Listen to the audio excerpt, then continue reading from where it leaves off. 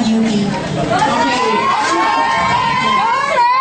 Ang question po, the core serves as the link between the SC and CMC organizations. But not all CMC students have orgs. How will you reach those students who are not members of organizations?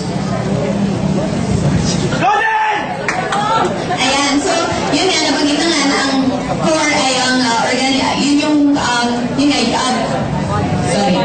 Council of Representatives kung saan nandun, merong representatives ng mga iba't ibang organization. Pero meron nga, iba sa atin na walang orgs, kaya pwedeng hindi nila makuha yung mga updates from the council and from the different orgs. So, meron naman po sa aming plataforma, magkakaroon po kami ng department representatives. So, sa pamamagitan po nitong mga department representatives na to, pwedeng ma-relay ang information at pwedeng ma-address yung mga issues at yung mga problema po noong mga wala namang orgs talaga. At saka, yung meron din, balak din po namin magkaroon ng representative from the freshies para, kasi nga po usually mga freshies, sila yung mga walang orgs, sila yung hindi member ng mga groups. So, kung meron pong representative ang freshies dito sa core, edi mas mapapadali po yung pag-relay ng information sa kanila at makukuha natin kung ano ba yung mga kailangan nila, mapupunsuhan natin yung kailangan ng mga walang orgs at hindi members ng groups.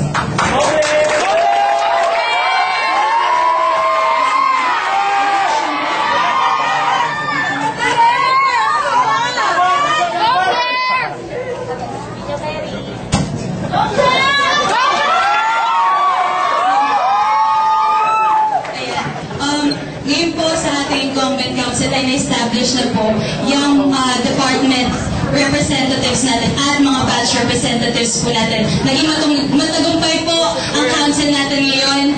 Ang council natin po ngayon na dalhin ng mga freshie at i-engage po sila sa ating mga activities dito sa CMC. Ayun lamang po. Go there!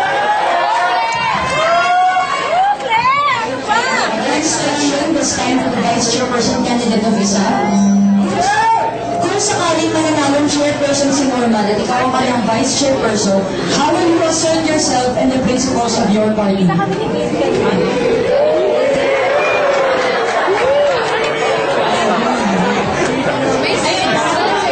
Personally, hindi na ako personally, yung partido kasi talaga namin ay naniniwala sa isang open-minded na pakikipagrelasyon sa bawat tao. So, I don't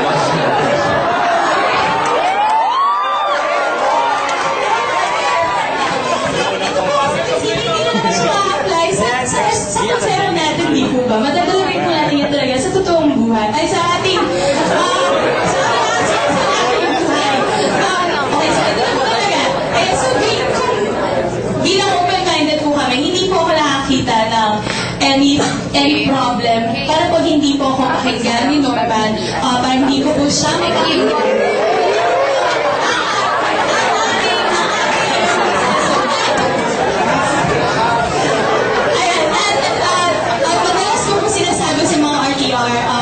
Hindi po na kailangan na po na isang maayos na pag-usap para magkaintindihan. Thank you po.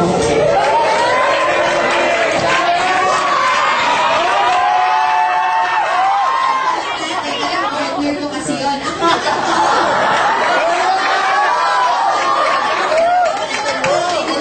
Na ang mga fans ng Norman Del Love Team magiging partner ni Norman. Sorry, Erickson.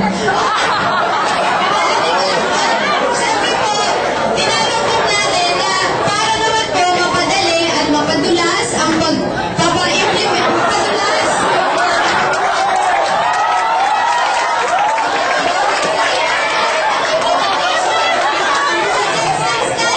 At para naman po talaga mapanindigan ang yung paglaban para sa mga estudyante ay dapat naman po talaga ang tandem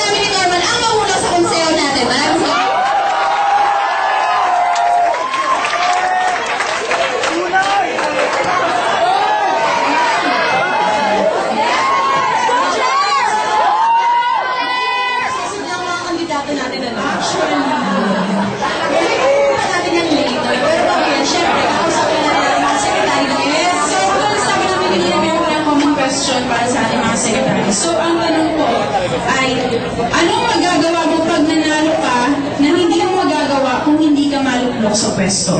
So, kung nauna po ang stand up, isa naman po ang mahuli na yan.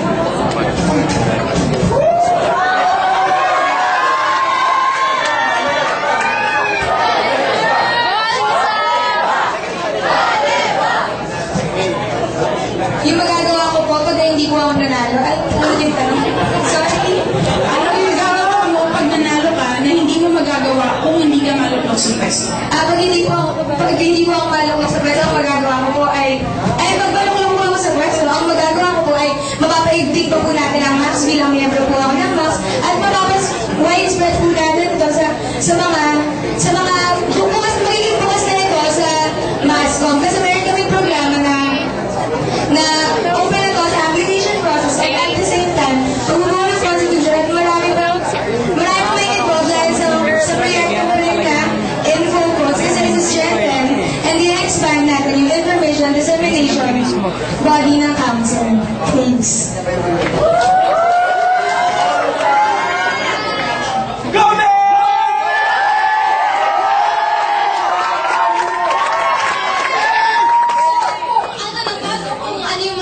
Hindi ko magagawa kung wala ko sa council na hindi po niya nasagot ng diretsyon. So, ang magagawa ko po, ang hindi ko magagawa kung wala ko sa council ay yung mag-minutes ng mga meetings at yung ako po na i-upload sa formal meetings. Makikita ko kasi yung minutes ng meetings para maging transparent yung mga nagaganap sa loob ng konseho sa mga estudyante. Kasi diba, na tayo sa MAXCOM, nilalaman tayo na dapat magkaroon ng transparency between the government or the student council and the people. So, yun, pero syempre, nililitigin tayo na hindi lang na malaklok man ako or hindi sa council, ganyan. Nililitigin pa tayo bilang standing member na patuloy tayo makikipaglaban para sa karapatan ng estudyante. Malaklok ako sa pwesto upang mas tama sila kanila, mas mapanaging yung presentation sa council natin, mas magulas.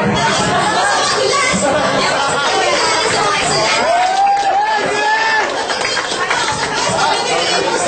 Yung mandato ninyo bilang mga estudyante aking pagsisilbihan para magawa rin ng mahusay at mabilis yung mga kailangan kong gawin bilang miyembro ng konseho. Yun lang po, salamat.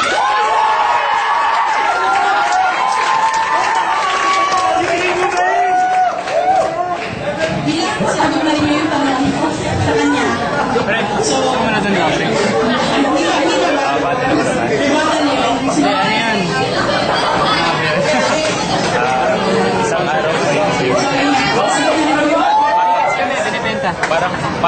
Parang makapasok ka sa namin sa candidates na may common questions, pwede na po gamitin yung 1 minute nyo to react before you answer the question yourself. Yun lang po.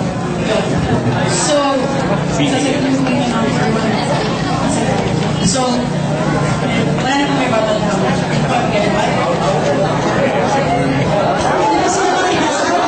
Okay sila. So, proceed na tayo.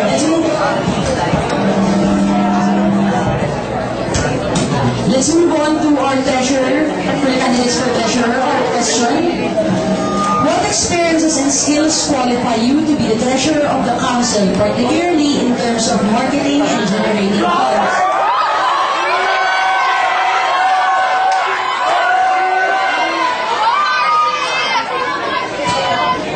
Mauna po ang stand-up naman.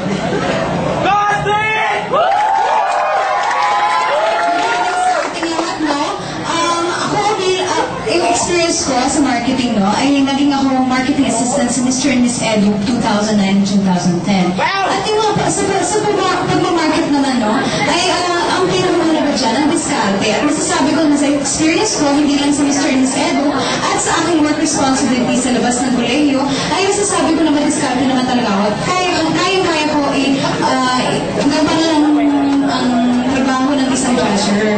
At hindi lang yun, bilang treasurer at isang miyembro ng student council, dapat tayo rin ay nakikilahok sa mga estudyante at hindi lang nakatali sa role ng marketing. At mga estudyante sa mga issue na binibilangan natin bayan kasi nakasabi sa ating CMC Constitution na the problems and concerns of the university and of the people should be the direct concern of the student and of the council.